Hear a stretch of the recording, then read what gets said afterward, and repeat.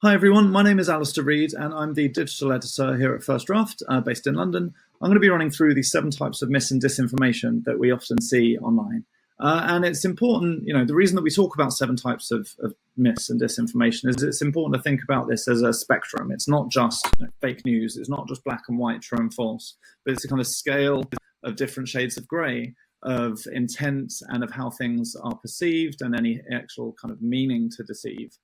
So we're going to run through these 7 today, starting off with satire and parody. And this is obviously important in any kind of healthy democracy. But often what we see happening online is that a satire website or a joke account will make a joke. And then it will be obvious to everyone, their initial audience, that it was a joke. But as it starts to travel, as it starts to be shared, more and more people don't know the context and they don't know the source. And so they don't understand that it was a joke. And they share it on believing it was true when it's not. So that's number 1. Number 2 is false connection. And this is stuff like clickbait and those kind of headlines which are not supported when you read through the article or whatever the content might be. And a great example came recently out of India. This is a screenshot from a fact check by Boom Live, where an article claimed that alcohol could protect against the coronavirus. The article itself mentions scientific evidence saying, for alcohol and disinfectants, but there isn't any evidence to support drinking alcohol as a treatment. And this is particularly important because it can have very serious impact. In Iran, where alcohol is banned, the claim led to 44 people dying and hundreds being hospitalized after getting alcohol poisoning from drinking homemade alcohol. So it really can have a serious impact. Next up, we've got the misleading content. And this can take a variety of different forms, but it's largely about how certain facts or figures are framed to present a different picture, or that accidentally present a different picture when people don't know the context or the bigger picture. It can be a lot more difficult to detect. So the example I've got here is from a graph highlighted in an article by Popular Science on March 24th, when they were talking about exactly this problem. The graph shows that it makes it appear like it's only a handful of US states that have a problem where coronavirus is a serious problem, talking about the number of positive tests. But that is only one side of the story. If you look at the second graph that they put together, you can actually see that the states where they've got a high number of positive, confirmed cases, are the states where they're doing lots of tests. So it's only the tests that are showing up the number of cases. Now, this is an extra element that puts those first figures, in a whole new light. So misleading content isn't always designed to deceive. It can be accidental, but it is important to recognize that sometimes this is the case. Next, we've got false context. And I'd say this is probably the most common form of misinformation or disinformation that we see, where pictures or videos or quotes or maps or graphs or whatever have been taken out of their old context. They may be years old and presented in a new situation.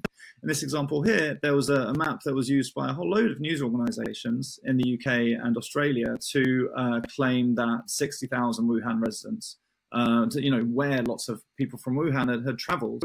But the map was actually from a 2011 study that showed all of the air traffic across the entire year from all the airports. It was not anything to do with coronavirus whatsoever. This was an old map accidentally used in a new context. And it's important to recognize that this happens a lot. Something to be careful of. Next, we've got imposter content. Now, this is when a hoaxer poses as someone else, basically, whether it's a news organization or a politician or a journalist or a public health organization, as we've got in this case, where someone pretended that a notice was from the World Health Organization. And essentially what's happening here is people are trying to manipulate our existing mental shortcuts, and the trust that we place in certain sources already, to sneak their falsehoods into our minds and into the public conversation. Manipulated content. The example here was when a face mask was added to a conversation between 2 politicians, and we on the scale of all the things we're talking about here, manipulated content we see relatively little of compared to that false context stuff that I was talking about. But it is really important to recognize it as a problem, and that it's not just having things digitally manipulated or added to like this. We've seen a spate recently of videos of politicians being slowed down where it makes it seem like they're slurring or like they're drunk, and that is manipulated content as well. So it's important to be aware of. Finally, we've got fabricated content. And this is the kind of thing which there is no basis of truth, or there's no grounding in reality whatsoever. Something that is completely made up, way up at the far end of the spectrum, where there's not even a tiny bit of truth to it whatsoever, as we see here. Now, out of all those 7, there's one thing to remember with all of this is memes, is that so much of the conversation around disinformation recently has been in terms of websites or articles or deep fakes and all this other stuff. But memes are one of the most effective ways to transmit information because they are simple and they are visual. And as such, they're very much favored by people who are the tricksters out there as an effective way to spread around their hoaxes. So it's something to be very careful and aware of.